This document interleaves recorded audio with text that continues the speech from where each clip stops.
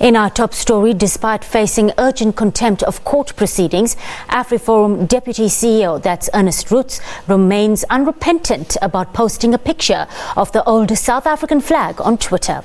He tweeted the image just a few hours after the Equality Court ruled that the gratuitous display of the apartheid-era national flag constitutes hate speech. The Nelson Mandela Foundation is bringing charges against Roots.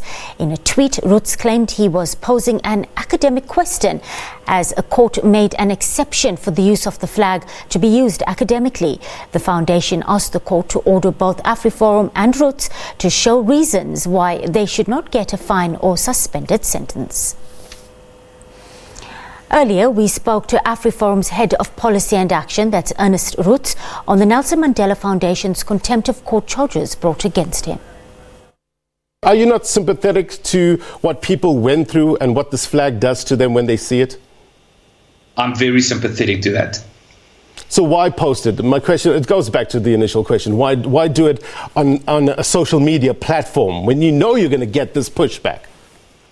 I think there's something that people in this country don't seem to understand. And we have to explain it over and over and over again. And that is, the fact that you shouldn't do something, or the fact that something is a bad idea, does not mean that you should be banned by law from doing it, or that you should be prosecuted if you do that. I mean, the Nelson Mandela Foundation has said in their papers that, among others, there's talk about imprisonment. So we're now reaching the point where we're talking about imprisoning people for tweeting stuff. But sir, I mean, this is not democracy. If it's not, it doesn't matter if it's legal or not. Shouldn't we hold ourselves to a higher standard morally and ethically? Yes, we should. We should, but we should also protest banning and censorship and a violation of freedom of speech. Did you get permission from AfriForum for posting this? Did they sanction this? No. If the question is, did I discuss the tweet internally with AfriForum, we don't do that. We don't discuss stuff. We put a post on social media beforehand. So AfriForum has released this statement saying this is a witch hunt on you. You agree? I do agree because. I mean, look at we can draw up a list of things that are wrong with this country, and we can draw up a list of things that are very urgent and require immediate attention. We can talk about the education crisis. We can talk about a whole list of stuff about crime and corruption and all these things. But for some reason, tweeting a picture about a flag is now one of the most important things that we need to be discussing. Yes, we need to be mindful and we need to be respectful of people's opinions and so forth. But when we start regulating how people express themselves, then we need to concede that this is not a democracy. This is not a country in which freedom of expression is respected. It's never necessary to fight for freedom of expression when you agree with what government is doing.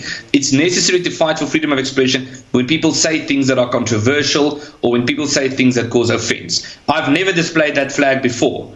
After the judgment, I posted the flag and I asked an academic inquiry. I made an academic inquiry with regard to the tweet, and now suddenly there's talk about imprisoning me. I mean, how crazy is that? Do you have the full support of AfriForum for posting this tweet? Yes, I do. So you agree? You're saying that AfriForum sanctioned this and they have no problem in you tweeting that? Well, as I said to you, AfriForum didn't sanction it beforehand because I've never sent something in for approval before tweeting it. But we are currently discussing the matter with our legal team, and we will respond publicly in terms of what the way forward is on our side, probably within a matter of days. Meanwhile, advocacy group AfriForum says it stands by and supports its Deputy CEO Ernest Roots following his controversial tweets about the apartheid flag. We support Ernest Roots 100%, and the reason for that is simple.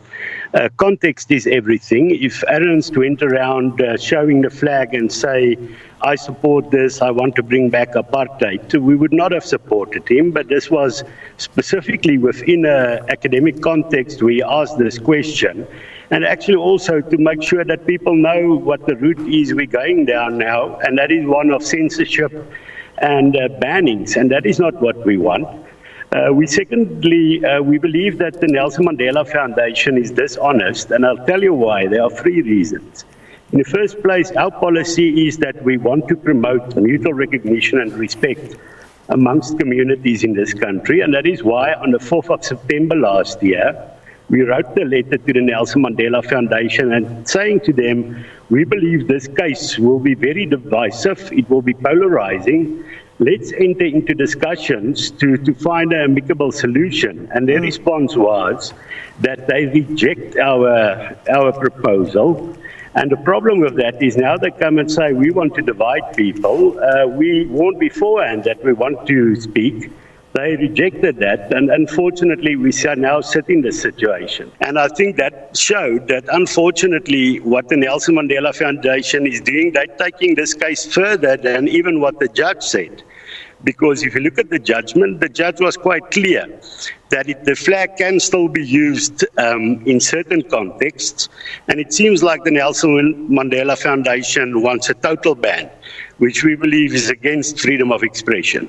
We have asked our members in the past not to display the flag because we specifically know it is hurtful, and that is still our stance. But what we also warned the Nelson Mandela Foundation about is if you're going to start banning things, you are going to give cult status to a flag that has been forgotten. Nobody I know ever used this flag over the last few decades.